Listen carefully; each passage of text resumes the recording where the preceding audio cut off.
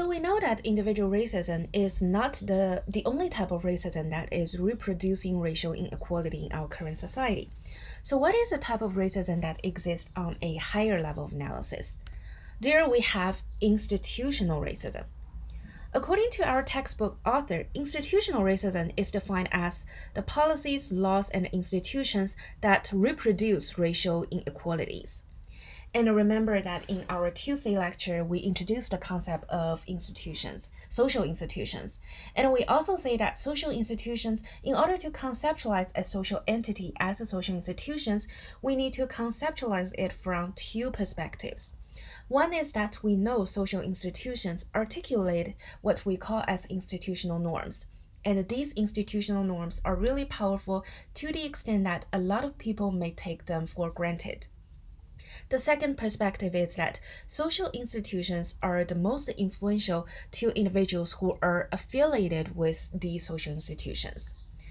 In our opening video, the speaker, from my perspective, provide an even more concrete definition of social institutions. This speaker said that of institutional racism. This speaker said that institutional racism is defined as a set of perceptions, behaviors, and procedures that produce inequitable results by race. So you may ask, is there any concrete evidence that can help us to better understand the existence of institutional racism? There is.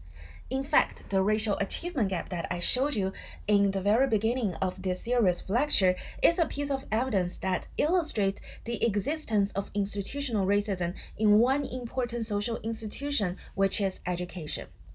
Remember that institutional racism is defined as the procedures that produce inequitable outcome based on race.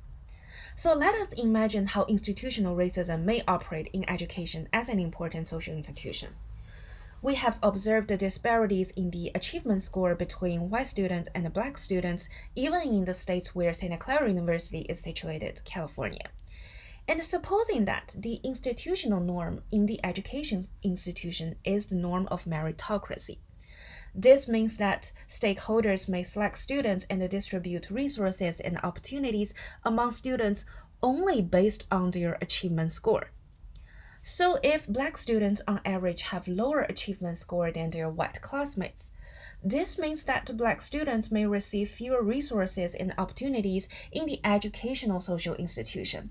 And this means that racial disparities within the educational social institutions may be enlarged because of the institutional norm of meritocracy. So this is a way in which that institutional racism can be reproduced within education as an important social institution.